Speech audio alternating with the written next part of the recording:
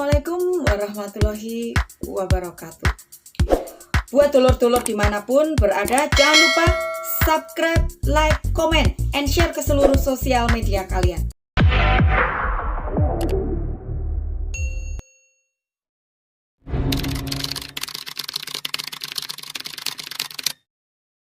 Jadi begini, ya.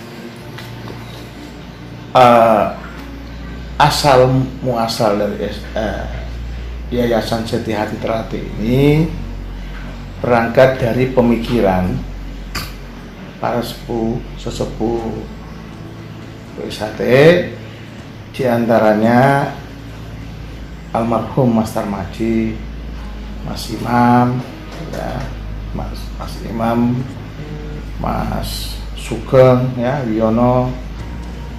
Kalau tidak salah Mas Sugeng ini mantan sekda, ya, Ngawi itu, ya. Itu mendirikan Yayasan PSHT di tahun, kalau nggak salah itu di 82, ya, 1982. Adapun tujuan daripada pendirian yayasan ini, tujuannya untuk mengelola, ya, kedepannya itu untuk mengelola aset dan kekayaan persaudaraan Seti Hati Ternate. Kenapa? Karena PSHT itu tidak berbadan hukum, jadi tidak dicatatkan sebagai badan hukum. Walaupun undang-undang ormas juga memberi ruang terkait dengan organisasi masyarakat yang tidak dicatatkan sebagai badan hukum, merupakan juga bagian dari itulah, diakuilah di dalam undang-undang ormas, ya, di negara kita ini. Nah, pada saat tahun 82 itu, apa yang mendorong beliau-beliau ini mendirikan yayasan?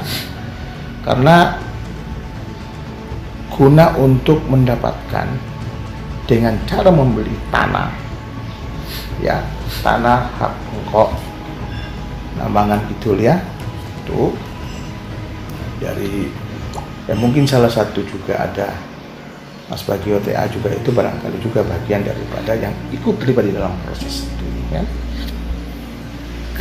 Tanah tersebut dibeli oleh PSHT dan diatasnamakan yayasan sebagai pemegang haknya. Kenapa? Karena ini HGB, ya, kan?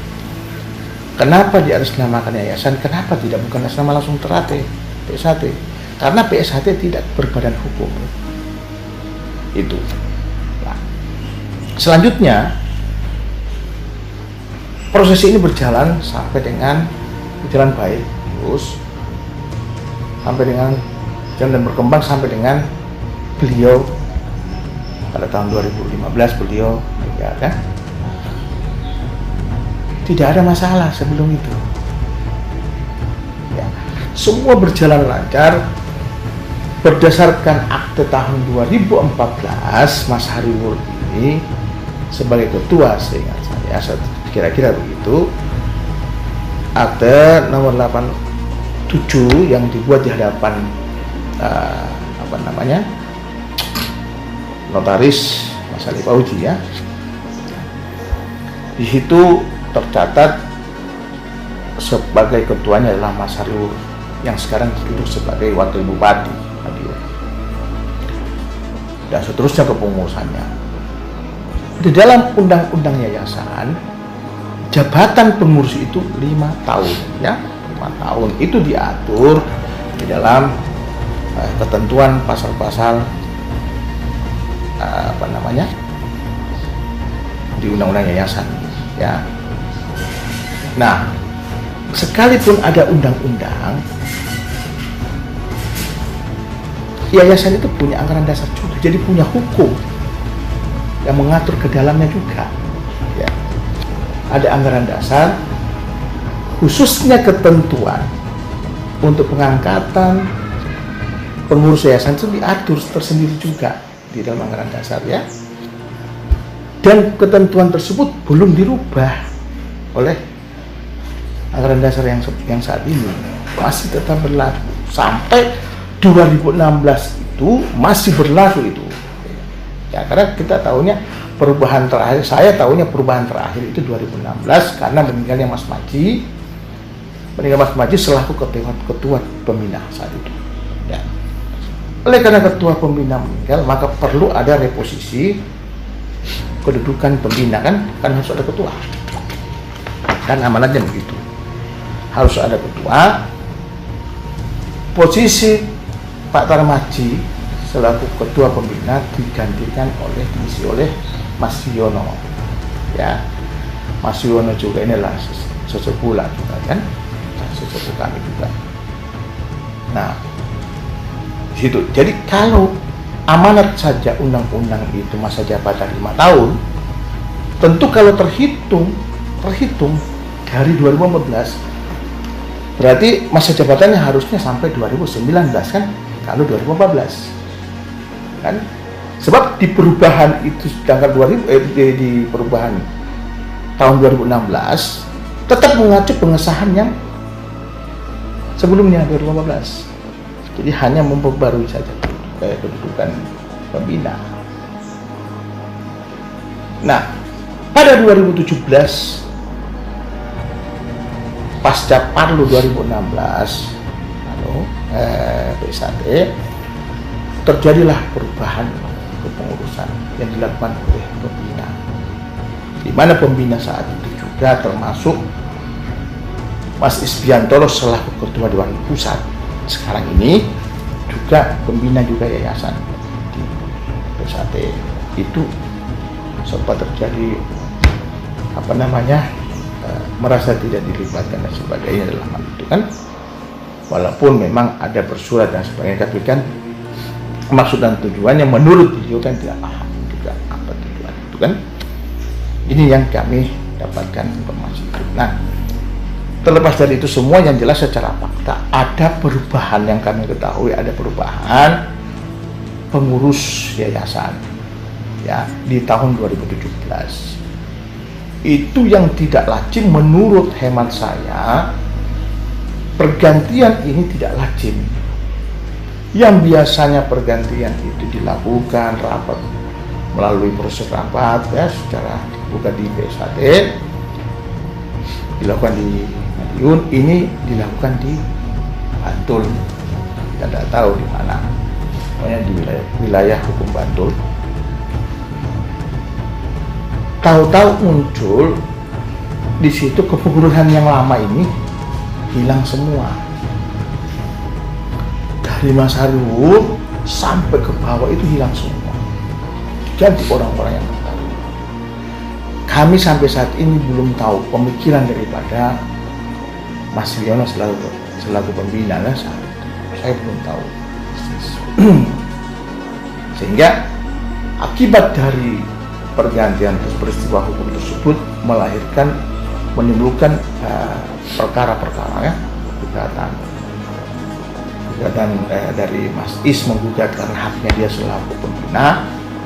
Dia juga menggugat karena dia tidak tahu kenapa kok bisa berganti ya, ada perubahan kok beliau pun juga digeser kan selaku pembina.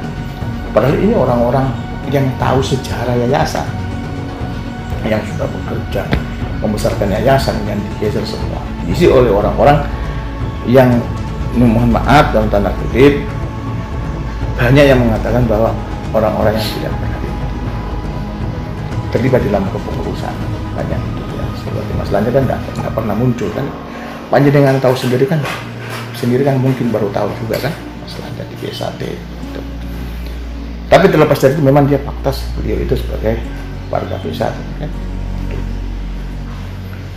Nah, terakhir ada 2 orang pengurus, yaitu Mas Andreas dan Mas Wahyu, menggugat di Pengadilan Negeri Madiun ya, dalam perkara nomor 34. Perkara 34 itu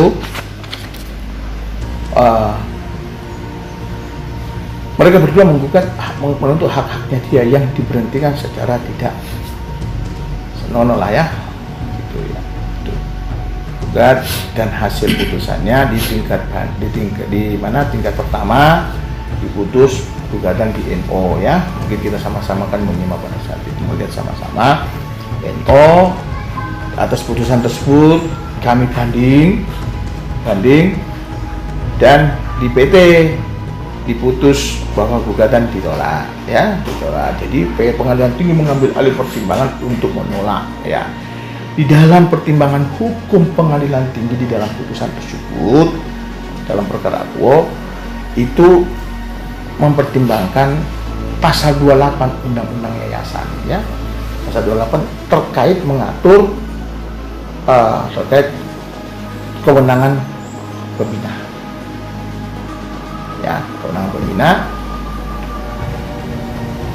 tentang pelaksanaan kewenangan tersebut diatur di pasal 32 Undang-Undang Yayasan. Nah, ini yang tidak dipertimbangkan, hanya pasal kewenangan saja yang dipertimbangkan. Namun pelaksanaan kewenangan di sini benar atau tidak kewenangan dilaksanakan dengan sesuai dengan amanat undang-undang dan anggaran dasar itu tidak dipertimbangkan, ya kan? Hanya kewenangan. Jadi artinya karena kami menganggap pertimbangan hukum dalam perkara tersebut kurang dipertimbangkan atau unvoldoende gemotiveer, maka kami melakukan upaya hukum kasasi ya.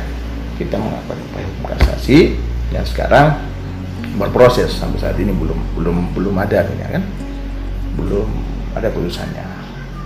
Nah, dari situ pula juga kami juga menemukan ternyata ada pencatatan ya, pencatatan selembar surat itu terkait pencatatan pengesahan kepengurusan, pencatatan kepengurusan, perubahannya pengurus yayasan di dalam pada saat kami insapel. Nah, karena sekarang proses perubahan itu basisnya online, maka kami kan tidak paham apakah ini merupakan keputusan atau tidak, pengesahan atau tidak kan? Karena judul suratnya hanya pencatatan. Maka dari itu yang tahu itu hanya notarisnya yang tahu. Kami pun mencoba untuk mengkonfirmasi kepada notarisnya itu tertutup, Bu Mardia ini tertutup, tidak mau memperlihatkan itu, tidak mau memberikan penjelasan yang sesuai dengan keinginan kita itu. Apakah ini, kita mau tanyakan itu sebenarnya, apakah ini sudah merupakan pengesahan atau tidak kan? Ternyata beliau tertutup, tidak mau memberikan keterangan dan sebagainya, penjelasan dan sebagainya. Nah, kenapa kami ke sana ya dalam rangka untuk mengklarifikasi sebenarnya. Nah, setelah itu karena Ibu Mardia ini tidak mau memberikan penjelasan, maka kami konsultasikan kepada notaris setempat sini ya, di sini salah satu notaris membawa itu, menyampaikan ada pengesahan, ada begini pencatatan, apakah ini sudah merupakan pengesahan. Ternyata beliau mengatakan ini sudah pengesahan, memang judulnya pencatatan ini, tapi pengesahan memang tidak semua orang yang bisa mengakses, yang tahu kan. Kalau itu pengesahan berarti ini keputusan tun kan. Nah, maka dari itu saat ini ada beberapa pengurus karena mengetahui ada pengesahan saja itu mengajukan gugatan ya di Pengadilan Tata Usaha Negara terkait keputusan tersebut. Sekarang terdaftar perkara tersebut nomor perkara 25 ya, 25 tahun 2021. Nah, saat ini sudah berproses dimasuk ke tahap pemeriksaan persiapan ya. Nah, kembali kepada konteksnya kepengurusan. Kepengurusan ini dari Mas Harwur versi sini, versi Pusat Madiun, versi sana, versi sebelah itu adalah Mas Fajar ya, ketuanya. Oleh karena ini masih bersengketa, makanya semua cabang-cabang tidak mengizinkan Mas Harwur ini menyerahkan, karena ada suratnya mereka ini kepada Mas Harwur meminta untuk diserahkan dan sebagainya. Itu Mas Harwur tidak mau, tidak bisa melaksanakan karena satu, pengurus Pusat Madiun tetap menganggap Mas Harwur sebagai ketua yayasan kan. Cabang-cabang pun demikian tidak mengakui ketua yayasan, pengurus yayasan yang lain hanyalah pengurus yayasan Mas Harwur. Nah, Mas Harwur sebagai wakil bupati dasarnya untuk tidak menyerahkan serah terima adalah adanya permintaan dari dulur-dulur cabang-cabang yang ada di cabang. Kenapa? Karena ini adalah milik mereka. Gitu. Aset yang ada, yang diatasnamakan yayasan itu adalah aset milik Teratai, milik organisasi, bukan milik yayasan. Yayasan itu hanya punya sekolah satu, yaitu yang di dekat Padepokan itu. Bahkan informasi yang saya dapatkan itu pun disubsidi oleh organisasi biar sekolah itu tetap eksis. Artinya nol, kan, tidak ada sumber pemasukan yang real betul-betul untuk dari yayasan, kan? Yang lainnya yang atas nama yayasan adalah Padepokan itu, ya. Padepokan itu milik atas nama yayasan sertifikat HGB betul. Jadi terkait dengan Mas Hariwur berujung kepada penetapan informasinya ditetapkan sebagai tersangka, kami pun melihat video itu. Sekalipun Mas Hariwur ini kita mendapatkan informasi bahwa setelah ditetapkan sebagai tersangka, namun kami apapun itu untuk biar sama-sama jalannya prosesnya ini menjadi tidak keliru, kami telah mengajukan permohonan untuk pertangguhan pemeriksaan. Ya, kenapa pertangguhan pemeriksaan kami lakukan? Karena ada perkara-perkara yang masih berproses, baik perkara nomor 34, ya, juga ada perkara di TUN yang kami ajukan untuk gugatan pembatalan pengesahan perubahan kepengurusan Yayasan Sejahtera tersebut, kan? Ini tidak mengada-ngada, ini hak yang kita sampaikan, kan? Amanat daripada peraturan Mahkamah Agung dan undang-undang, ya. Peraturan Mahkamah Agung nomor 1 tahun 56 dan ada pasal 81 KUHP, ya, KUHP yang mengatakan bahwa penundaan penuntutan pidana karena adanya perselisihan prejudisial. Jadi artinya gini, di dalam SEMA, di dalam peraturan Mahkamah Agung mengatakan bahwa apabila pemeriksaan perkara pidana harus diputuskan hal adanya suatu perdata atau suatu barang atau tentang suatu hubungan hukum, ya, hubungan hukum ini leksa menghang, ya, antara dua pihak tertentu, maka pemeriksaan perkara pidana dapat dipertanggungjawabkan untuk menunggu suatu putusan pengadilan dalam pemeriksaan perkara perdata. Nah, ini perdata yang berjalan ini, gitu loh. Bahkan bukan cuma perdata, ada gugatan pembatalan pengesahan kepengurusan. Jadi legalitasnya kan di sini. Mulai tanggal 2 kemarin sudah mulai awal sidang pemeriksaan persiapan. Pemeriksaan persiapan di Pengadilan Tata Usaha Negara, ya. Di perkara nomor 25 tadi yang saya katakan. Nah, Selasa depan sidang lagi. Kamu sudah siapkan ini berkasnya ini. Berkas perkaranya. Nah, saya yakin teman-teman, saya masih yakin teman-teman bahwa teman-teman penyidik bahwa pasti akan melakukan pertanggungan pemeriksaan. Kenapa? Ini dikhawatirkan jangan sampai terjadi putusan yang berbeda. Seseorang misalnya Mas Hariwur sudah diperiksa sebagai tersangka, ternyata alas hak mereka dibatalkan, ya. Terus apa cantolannya? Berarti laporannya tidak punya kualitas dong, kan? Terus bagaimana status tersangkanya ini? Ini yang menjadi problematik daripada teman-teman juga. Yang jelas, perubahan pengurus ini telah menimbulkan perkara baik perdata, TUN, jadi kompleks sekali, pidana. Kenapa? Karena di dalam akte Ibu Mardia, akte nomor 10, kami temukan kami menemukan di dalam pasal penutup itu masih menggunakan SK pengurus PSHT nomor 27 tahun 2014. Padahal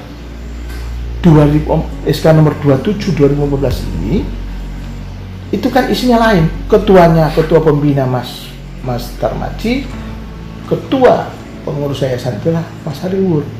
Ini SK dari organisasi PSHT. Karena gini, pergantian pengurus itu harus dirapatkan, rapat dan mendapatkan persetujuan rapat secara lengkap di PSHT. Jadi itu harus ada rapat. Tidak dilakukan itu nggak tahu, saya belum tahu. Yang jelas Mas Hariwur kan saat 2017 kan masih sekretaris umum. Hasil baru 2016 itu kan sekretaris umum Mas Hariwur. Mas Hariwur merasa nggak pernah ada rapat itu kan. Nah, itu masih digunakan, masih tercantum di dalam aktenya Ibu Mardiah. Ya, tercantum di Mardiah. Makanya kalau SK 27 masih diikut sertakan yang dijadikan dasar SK 27, maka menurut saya akte tersebut cacat dong kan? Kenapa cacat? Karena tidak sesuai dengan keadaan yang sebenarnya. SK 27 itu isinya pengurusnya yaitu Mas Tarmaji pembinanya, ketuanya Mas Hariwur, ketua pengurusnya, ketua yayasannya. Ini SK 27 ya. 2015 tentang personalia pengurus yayasan tertentu pusat Madiun, ya kan? SK 27. Susunannya jelas ini, kan?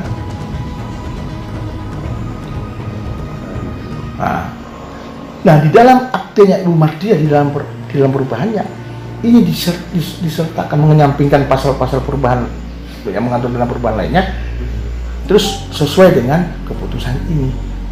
Kalau keputusan ini, SK ini isinya ini, sementara di aktenya Ibu Mardiah itu ketuanya Mas Lanjar, pembinanya ketuanya Mas Yono. Itu Mas. Ya, jadi, nah berangkat dari situlah, karena mudah-mudahan juga ini tidak salah juga kan, tidak punya dugaan. Kami akhirnya melaporkan dugaan tersebut, kan? Melaporkan di pihak yang berwajib melalui kepolisian Resort Kota Madiun. Dan sekarang laporan tersebut sedang berproses juga. Jadi pidananya ada. Itu Mas ya. Jadi memang perkara yayasan ini sangat rumit sekali ya. Jadi seolah-olah itu dipesankan rebutan anak dan sebagainya. Padahal Pak Hariwur ini tidak menyerahkan, bukan karena kehendak cabang-cabang, ya, kehendak pengurus PSHT yang pemilik aset yang sesungguhnya kan. Ini tidak menutup kemungkinan nanti akan terjadi lagi gugatan penegasan hak atas benda tersebut. Gitu. Itu terkait yayasannya. Memang saya pun mendengar bahwa ada yang mengatakan, rame di luar sana itu mengatakan bahwa sebentar lagi, hari ini Mas Hariwur ditangkap sebagai tersangka, sebentar lagi Padepokan akan dieksekusi ya melalui aparat keamanan dan sebagainya kan. Nah, saya harus katakan dan mengajak semua pihak ini, mari kita sama-sama memberikan pencerahan hukum yang benar di masyarakat. Sebab apa? Yang namanya eksekusi itu bukan kewenangan kepolisian, karena ini kebendaan, perdata. Namun melainkan kewenangan pengadilan. Dalam hal ini ketua pengadilan selaku original jurisdiction di wilayah hukum Kota Madiun. Artinya ketua pengadilan Kota Nasution kan, yang punya kewenangan mengeksekusi itu. Namun kalau ketua pengadilan menjadikan dasar eksekusi dijadikan dasar dalam putusan perkara yang ada, itu sangat pasti non executable. Kenapa? Karena tidak ada hubungannya sama benda ini. Perkara ini tidak berbicara terkait siapa pemegang hak benda, tidak terkait. Kalau kita bicara eksekusi pengosongan, harus melalui perkara ada gugatan pengosongan. Ya, itu yang telah mempunyai kekuatan hukum tetap atau inkrah pan jurisde.